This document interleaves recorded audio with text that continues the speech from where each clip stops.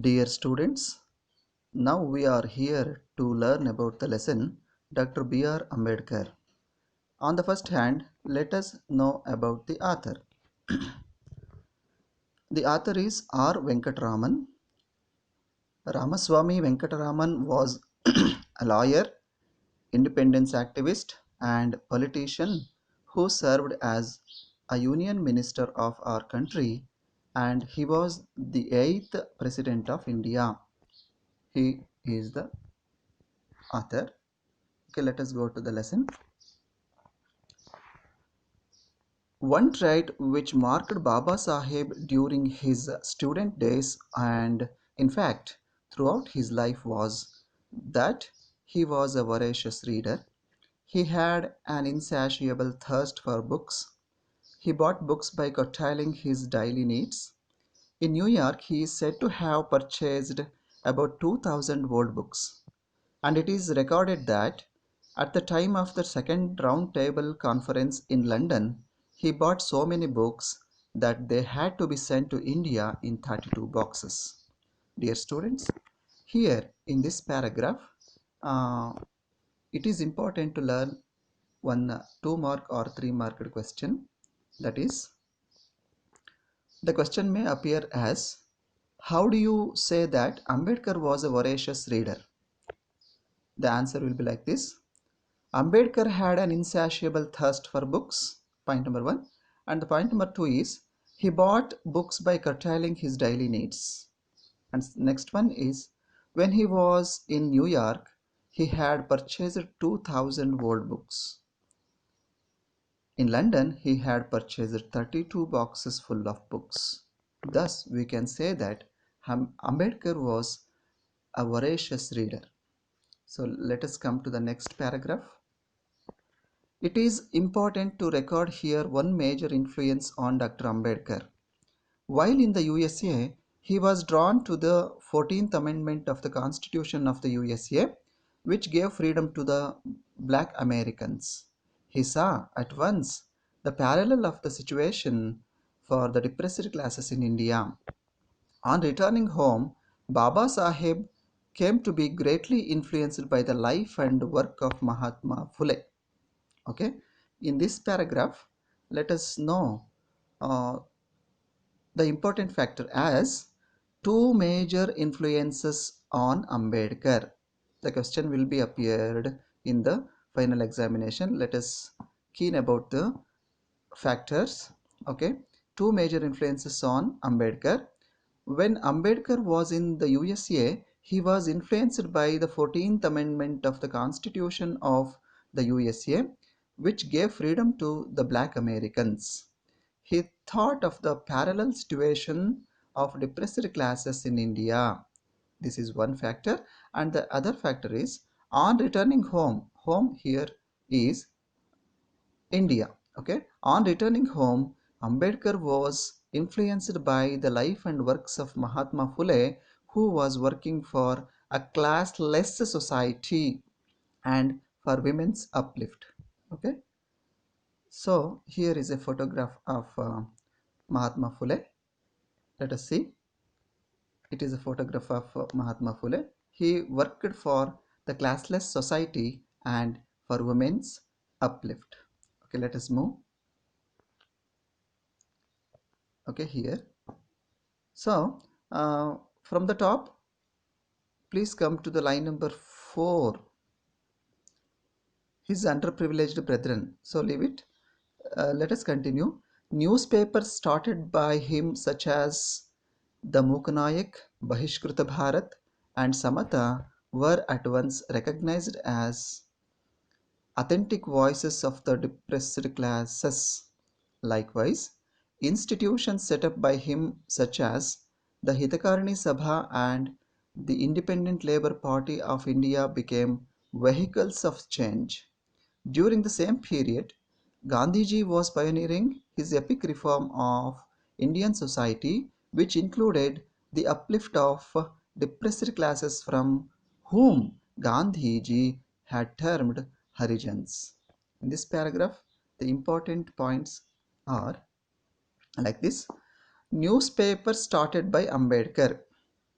One is Muknayak, second one is Bahishkrita Bharat, third one is Samata. These newspapers became the authenticated voices of depressed classes.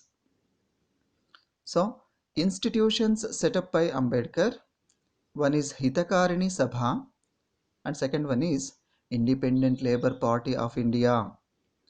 So, these institutions set up by Ambedkar became vehicles of change. Okay, the points to be remember, you should remember these points. Okay, let us move. Yes, let us come to the fifth paragraph here.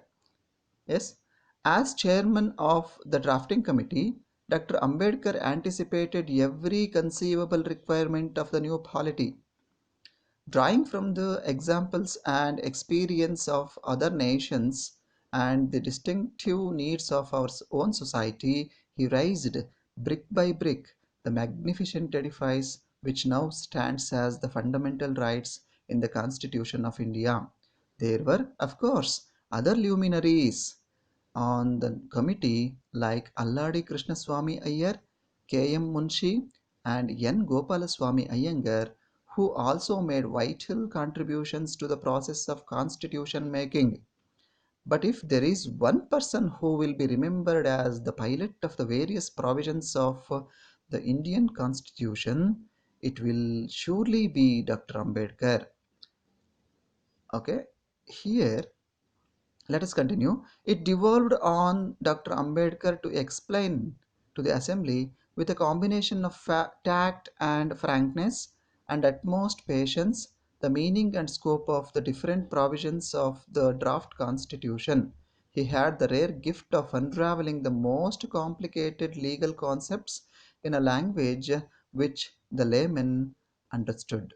Dr. Ambedkar, aided by the indefatigable constitutional advisor B.N. Rao, performed this task matchlessly. Okay, let us go to the important points here. Yes, question may be like this. There were great luminaries on the drafting committee. Okay, Dr. B.R. Ambedkar is remembered as the pilot. Give reasons. Okay, um, rather than the luminaries and the drafting committee, Dr. B.R. Ambedkar is remembered now as the pilot. Okay, give reasons. What were the reasons? Let us see. Ambedkar was the chairman of the drafting committee.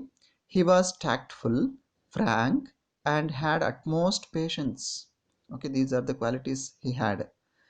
He explained clearly the meaning and scope of draft constitution. He explained the most complicated legal concepts in a simple language which could be easily understood even by a layman, a simple man. Okay, a simple man can also be understood the language of Dr. B.R. Ambedkar. Okay, this is the important question. So let us move on to the next photo. Here is a photo. It is a photo of K.M. Munshi, who took part in constitution making. It is a photo of K.M. Munshi.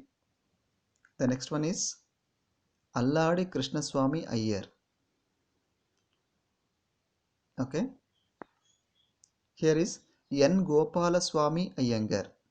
These luminaries took part in constitution making with Dr. B.R. Ambedkar. And the next photo is the one and only legal advisor, constitutional making advisor B.N. Rao. He played a vital role in constitution making as the advisor, legal advisor. Okay, let us move. Paragraph number 7th. Jawaharlal Nehru chose Dr. Ambedkar to be the first law minister of independent India. This was a recognition of Dr. Ambedkar's skills in the field of law and legislation, as also a tribute to his vision of social justice, a vision which was sought to be infused into the new Indian polity. But above all, this was a tribute to the success of Baba Saheb Dr. Ambedkar's own campaigns against social injustice. Who could have dreamt that one born to a Mahar family would one day become not only a law minister but a lawmaker and be hailed as the modern Manu? Okay. In this paragraph, the important question is, why did Nehru choose Dr. Ambedkar to be the law minister of independent India? Ambedkar became the first law minister of independent India. Why did Nehru choose him? Okay. The answer is, Ambedkar had a great skill in law and legislation. He had the vision of social justice. So, for these two reasons, Nehru chose him to be the law minister of India. Okay, let us move. Okay, come to the paragraph number 11.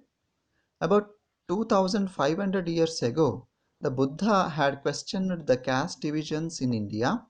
He said, the only valid divisions are the divisions between those who are noble and wholesome and those who are ignoble and unwholesome, according to Buddha. Okay, the Tamil poetess Avai had said similarly that there are only two castes in the world, namely the charitable who give and are superior, and the misers who do not and are therefore inferior. Throughout the course of Indian history, great sages and saints exposed the hollowness of these divisions and sought to bring all the communities of India together in a creative partnership. But caste, by virtue of its power structure, showed itself to be firmly entrenched. Okay. In this paragraph, here is a question, important question. What are the opinions of Buddha and Avai on caste divisions in India? The answer may be like this. According to Buddha, there are only two divisions in the society. They are the noble and wholesome, and those who are ignoble and unwholesome. According to Avai, there are only two castes. One is the charitable who give and are superior. Second one is the misers who do not give and are inferior. Okay, let us move. Here is a photo of Gautama Buddha. According to Buddha, there are only two divisions in the society. One is noble and wholesome, and another one is ignoble and unwholesome. Okay, here is a photo of the statue of Tamil poetess Avai. Okay, according to Avai, there are only two divisions, two castes in the world, whole world. One is the charitable, and the other one is the misers. Okay, let us move. Yes, here is. Um, so come to the 12th paragraph. Under the policy of divide and rule, the British rulers exaggerated caste distinctions and divided the people of India further to strengthen their hegemony over us.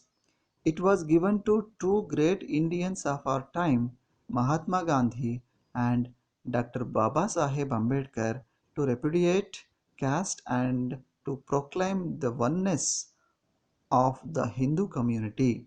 Gandhiji did so by reminding the higher castes of their duty towards the depressed classes.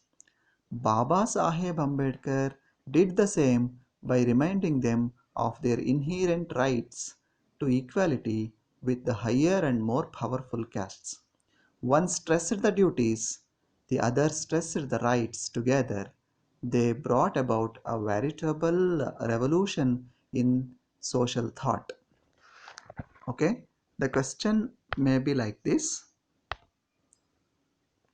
how did Ambedkar and Mahatma Gandhi try to wipe out caste discrimination from India? Caste discrimination from India. Okay, here Gandhiji reminded the higher castes of their duty towards the depressed classes, whereas Ambedkar reminded the depressed classes of their inherent right to equality with the higher castes. Gandhiji stressed the duties of higher castes and Ambedkar stressed the rights of depressed classes.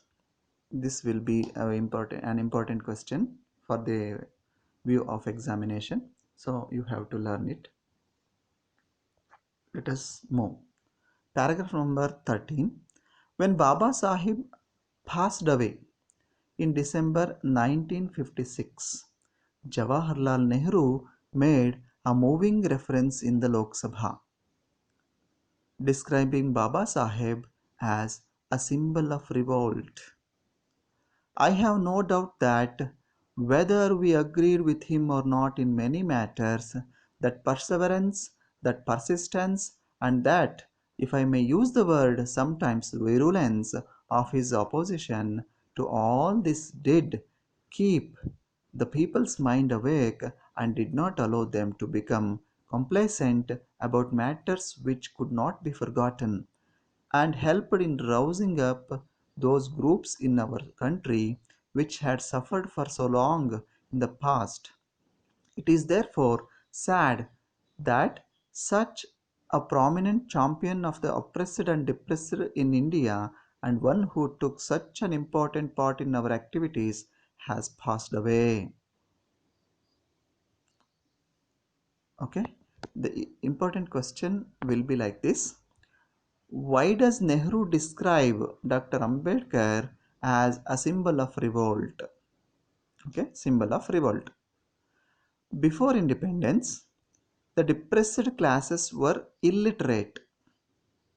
Their condition was miserable. Dr. B.R. Ambedkar raised his voice against this discrimination and improved the condition of the depressed classes. Okay, for this reason only, the Nehru called him a symbol of revolt. Okay, let us move on to the next point.